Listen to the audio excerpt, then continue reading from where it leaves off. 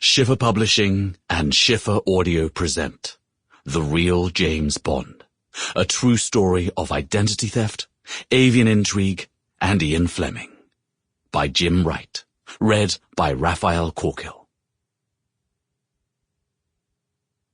For Elby, Corey, Patty, Lily, and Lucille. Introduction. A spy is born. The name of a man is a numbing blow from which he never recovers. Marshall McLuhan, Understanding Media.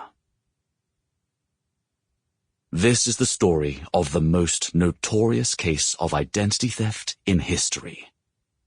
Long before Ian Lancaster Fleming became a best-selling author, a single-minded Philadelphia ornithologist named James Bond wrote Birds of the West Indies, based on repeated expeditions to the Bahamas and the Caribbean from 1927 to 1935.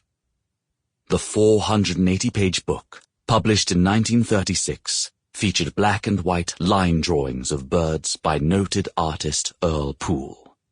It quickly became the must-have book on the subject. Fast forward to early 1952. Fleming was starting to flesh out his maiden 007 novel, Casino Royale, and needed a name for his imaginary secret agent. As he would often do when inventing characters for his books, Fleming simply lifted a name from real life.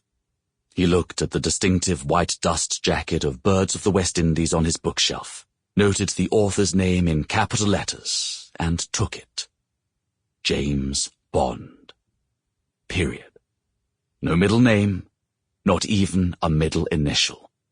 Just 9 purloined letters. A spy was born. Along with Sherlock Holmes and Harry Potter, British secret agent James Bond is one of the most popular fictional characters in the history of both publishing and movie-making.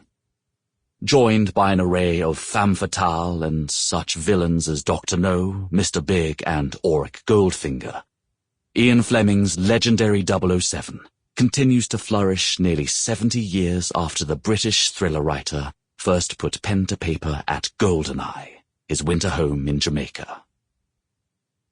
A key part of Bond lore is how and why Ian Fleming stole the naturalist/author's name for his fictional spy. Since then, the tale of Ian Fleming and the real James Bond has developed a life of its own, gradually accumulating embellishments and inaccuracies, beginning with the oft-repeated assertion that Bond gave Fleming permission to take his name, and that Bond enjoyed the fame. In fact, Bond grew to hate the 007 connection, even as his wife Mary did her best to promote it. And although the appropriation of his identity caught Bond by surprise, there is a long tradition of ornithologist spies, including at least 7 of his contemporaries. Some people have even speculated that the real James Bond was a spy as well.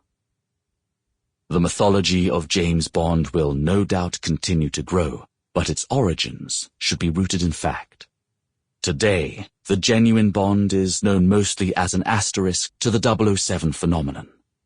He has become fodder for trivia questions. What was the first film to reference ornithologist James Bond, whom Ian Fleming named the character after? And crosswords, such as this clue from the January 10th, 2016 New York Times puzzle. Across 42.